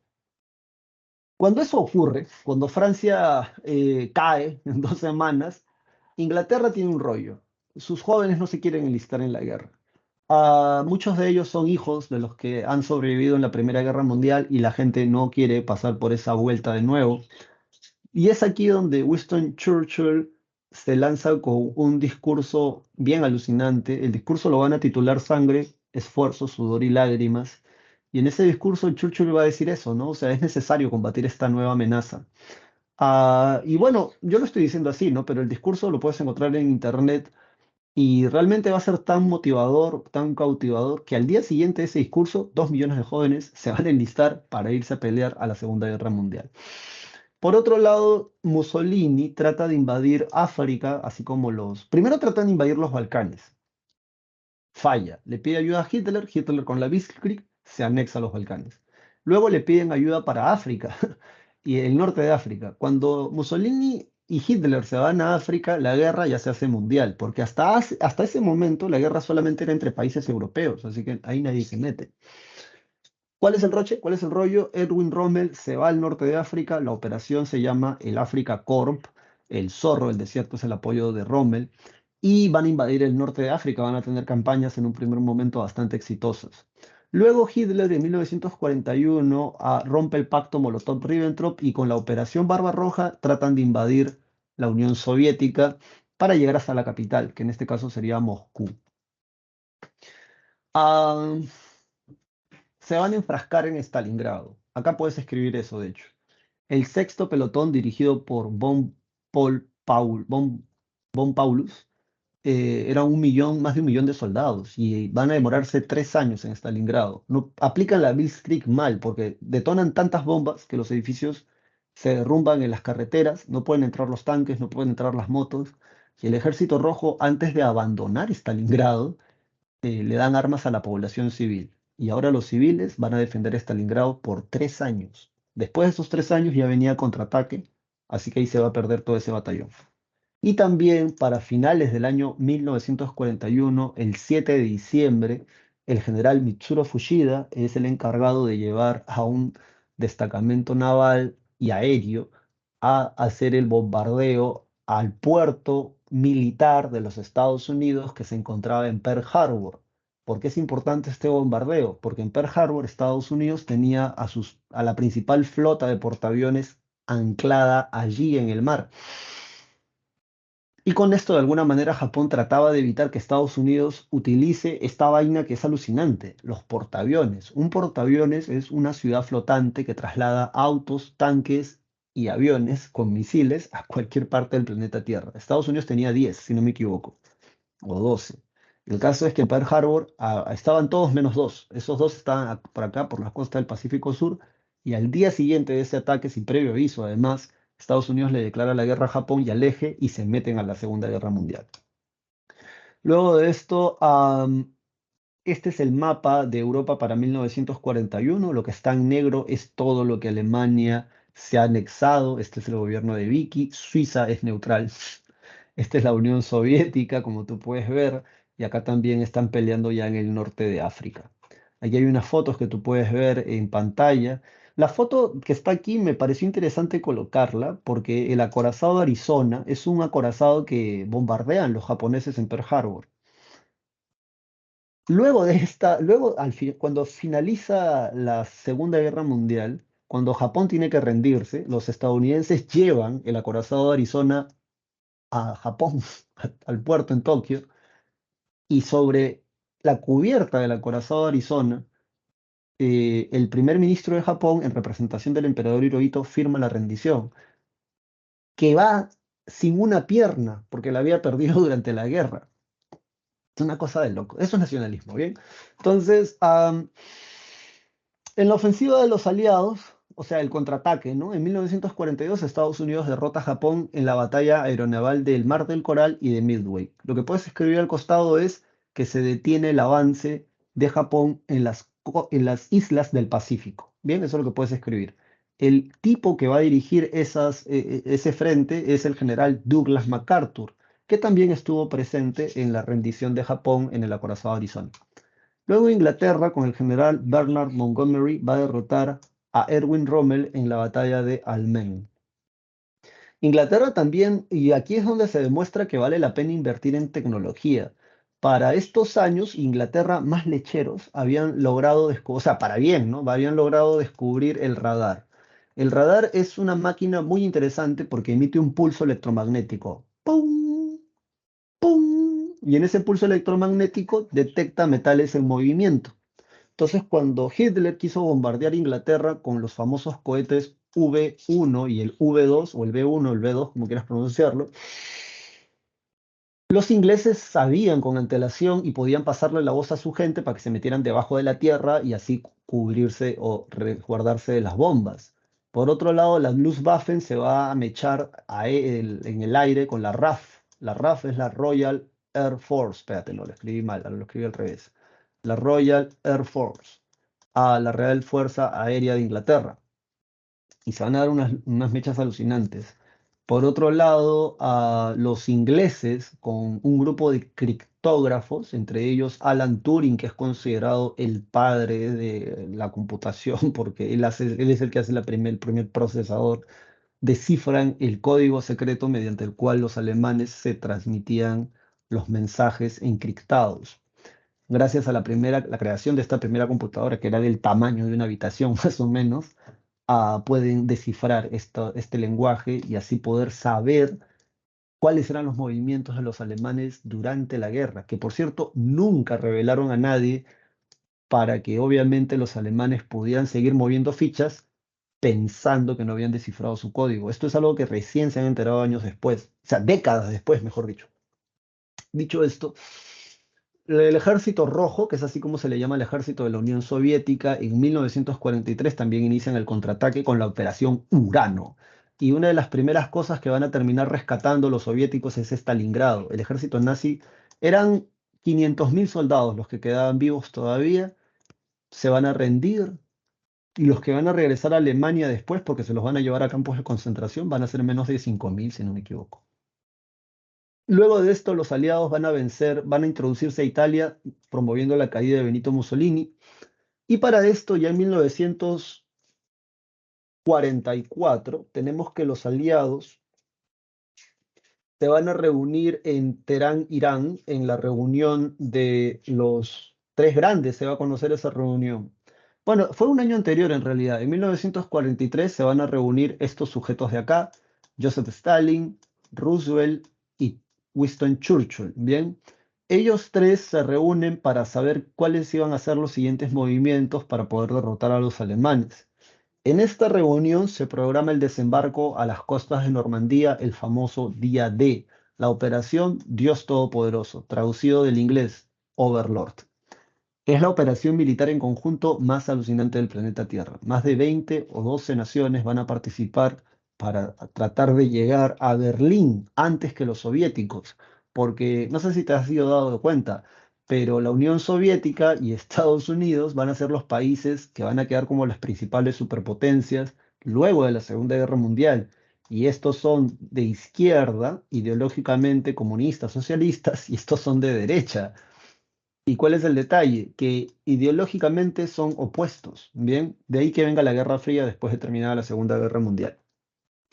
Ah, y bueno, lo que sucede aquí en el transcurso de este año es que los estadounidenses liberan París con Eisenhower en agosto de 1944 y am, van a proponer la división de Alemania en tres partes. Bien, en la segunda reunión que se va a dar en Teherán, Irán, en esta segunda reunión se planea el ataque final y es allí donde el 30 de abril el ejército rojo va a llegar, o sea, el ejército soviético llega primero a Berlín con más de 2.500.000 soldados.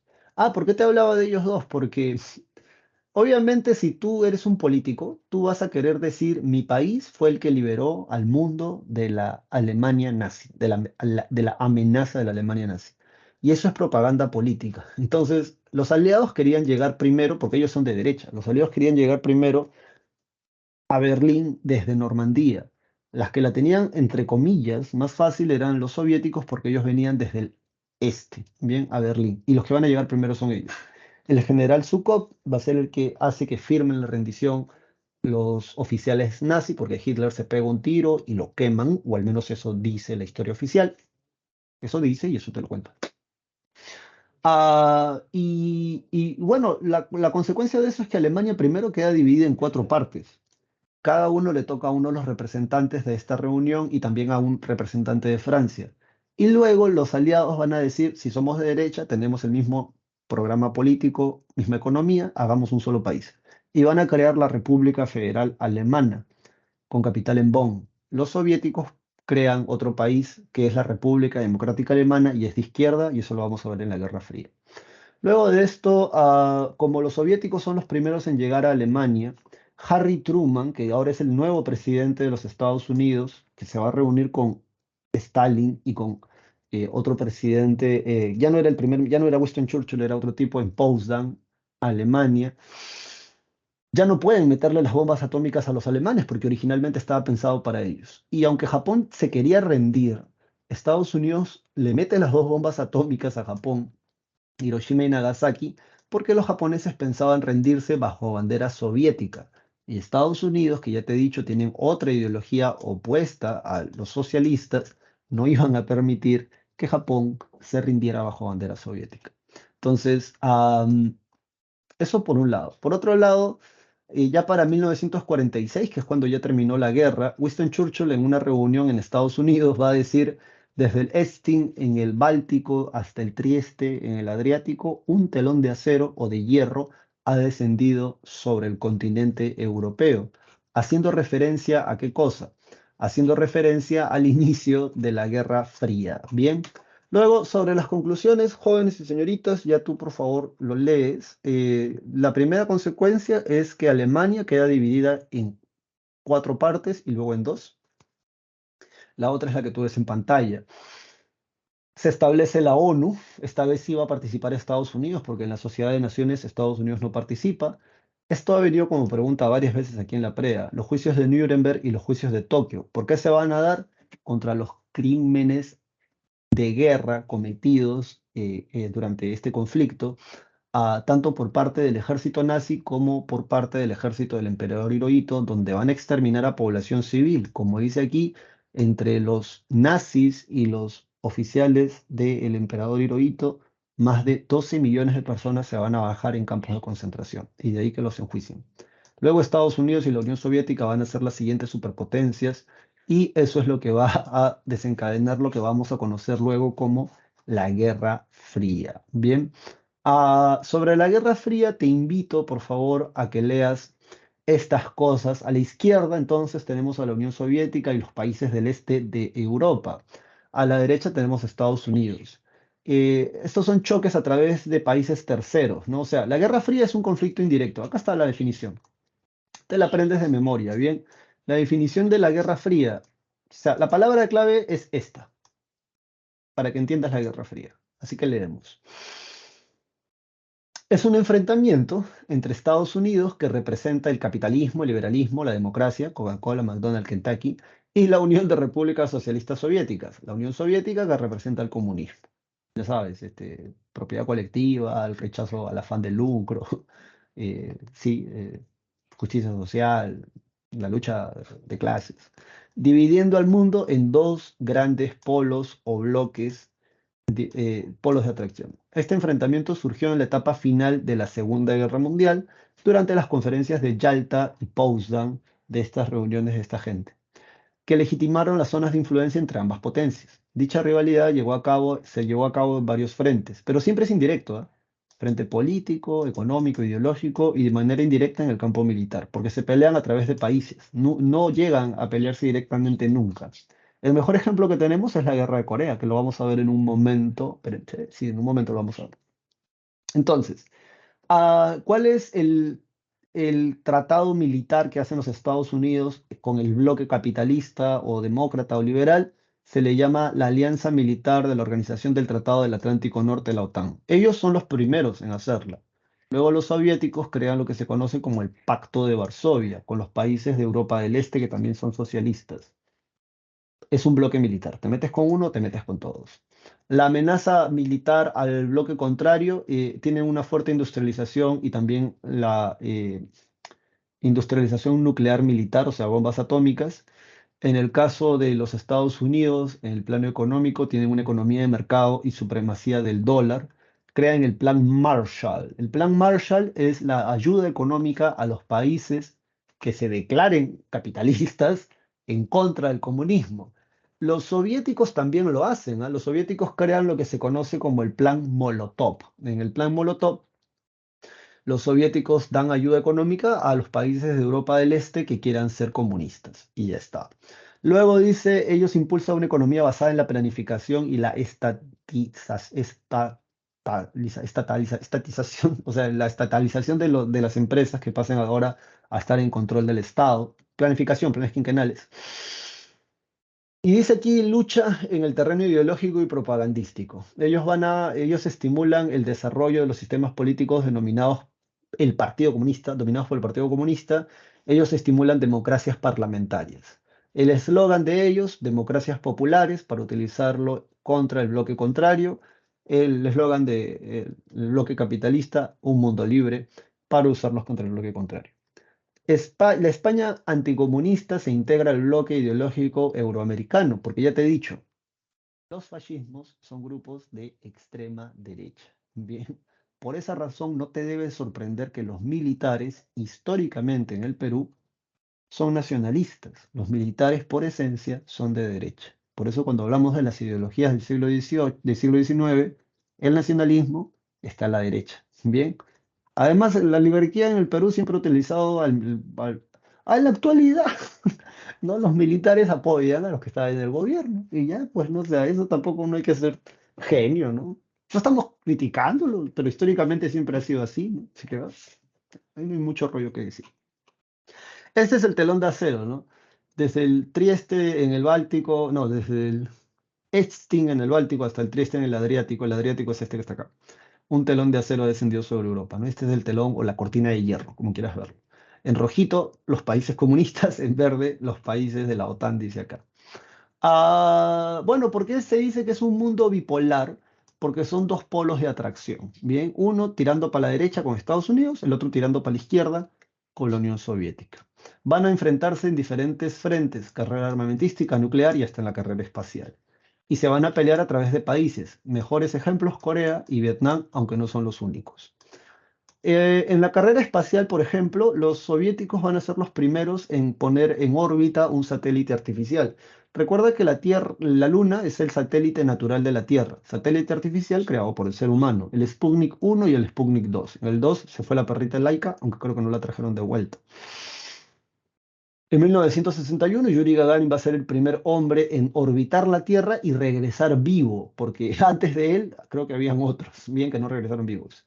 Y bueno, un poco mosqueados los Estados Unidos por esto, ellos consiguen en 1969 llevar al primer grupo de hombres a la Luna y Neil Armstrong va a lanzar esta famosa frase, este es un pequeño paso para el hombre, pero es un gran salto para la humanidad. Y otra vez vamos a volver a la luna para toda esa gente anticonspirativa que dice, no, nunca llega, o sea, loco. ¿Tú sabes cuánta gente tuvo que trabajar para llevar a un hombre a la luna para que después haya algún chico o chica que esté diciendo, no, eso es una conspiración? O sea, Neil Armstrong va a ser el primer tipo en llegar, poner un pie ya en la luna. Y bueno, sobre la guerra de Corea, en estos últimos 5 minutos se lo explicamos así, muy facilito y muy chévere, gracias a Pictoline, ¿bien? Así que presta atención porque realmente es un buen resumen, ¿ah? Lo coloqué aquí porque a mí me pareció súper chévere. Este ciclo no me tocó hacer a mí esta separata, pero es básicamente el diseño que les presenté hace un tiempo atrás. Y me pareció genial porque resume todo esto en menos de que 2 minutos. Así que préstame atención. Ah, desde 1910, Corea, o sea, esto que está acá, se había convertido en un protectorado de Japón. Y ahí está. ¿Ves? Aquí está Rusia, China, este es Corea, este es Japón en Corea. Hasta que llegó la Segunda Guerra Mundial y Japón perdió. La Unión Soviética, entre comillas, liberó el norte, por eso está en rojo, y Estados Unidos el sur. Incapaces de llegar a un acuerdo sobre la forma de gobierno de Corea, se van a dividir el país en dos. Por un lado, el norte comunista y el sur demócrata. En 1950, el norte invadió el sur para unificar el país en un solo gobierno comunista. Y de ahí ves. Pero luego la Unión Europea, básicamente a través de la ONU, contraatacó y obligó al gobierno de Corea del Norte a huir a China prácticamente. Finalmente, con ayuda de China, que era comunista, el norte recuperó parte de su territorio original, pero nunca se firmó la paz. Estos son los gobernantes desde el primero, Kim Il-sung, Kim Jong-il y Kim Jong-un. Bien, ahora, ¿qué es lo que la PRE te puede preguntar? Lo que la PRE ha preguntado es esto.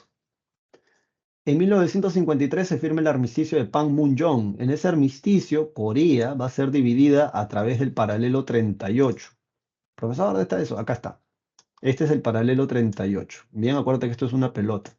Entonces, ese paralelo 38, ya sabes, Corea del Sur, K-pop, B-Rain, 2PM, U-Kiss, Miss, todos los grupos de pop coreano. Y en Corea del Norte está, creo que todavía gobierna este sujeto, ¿verdad? Entonces, ahí está. Bien. Consecuencias, ambas Coreas mantienen divididas y consolidaron sistemas políticos diferentes, el norte comunista, el sur capitalista. Chicos y chicas, gracias por tu atención. Conmigo será hasta la próxima oportunidad. Te pongo las claves. Creo que no les enseñé esto, así que vamos a verlo, porque nos queda creo que con un par de minutos. Así que a ver. Esta es la Revolución Rusa. Espérate. Ahí está Lenin lanzándose con sus superdiscursos. El crack del 29. Uy. am, el desempleo generalizado en los Estados Unidos, el fascismo, ahí está el fascismo italiano, firma del Convenio de Letrán, símbolo del Partido Nacional Fascista de Italia, fundado por Mussolini. Aquí está el nazismo, el ascenso al poder, el Tercer Reich, ya te expliqué dónde viene el primero, dónde está el segundo, ese es el tercero. Leyes antisemitas de Nuremberg, dice ahí, Mein Kampf. ¿Qué más hay? El falangismo español. Y bueno, acá, aquí se encuentra el estalinismo, y esto es algo que quisiera aclarar, no porque los estalinistas sean fascistas, sino porque originalmente, o sea, en la separata, originalmente, el tema era gobiernos totalitarios. Cambiaron eso de gobiernos totalitarios porque sí, el estalinismo es un gobierno totalitario, y en cierta forma se puede decir que era un gobierno de extrema izquierda, porque van a aplicar el terror para implantar esta ideología en Rusia. De hecho, Stalin va a tener casi la misma cantidad de muertos que Hitler, solo que Stalin los va a tener después de la Segunda Guerra Mundial, porque cualquier que era opuesto al gobierno de Stalin era mandado a un campo de concentración. En la historia universal, a eso le conocen como los Gulag, ¿bien? Pero por eso está ahí, ¿sí? Por eso está ahí. Y bueno, chicos y chicas, las claves te las dejo. Sí, porque no tiene nada que ver con el fascismo. De hecho, ves, acá le ponen número 3 y acá lo han dejado solito. O sea, no han puesto 4 porque no es un gobierno de extrema izquierda. Esta es la Segunda Guerra Mundial, cómo se van a expandir los alemanes, la reunión de los tres grandes, la Guerra Fría, la carrera espacial, La guerra de Corea. Sí, ahí está, ahí está, ahí está.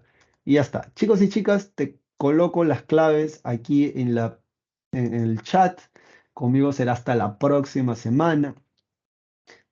Estudia bastante, espero que la clase te haya sido provechosa. Y bueno, recuerda que ya nos quedan, ¿cuánto? 2 semanas de clase, 3 semanas y esto se acabó. Así que cuídense mucho, estudien bastante y que la fuerza los acompañe. Chao, chao.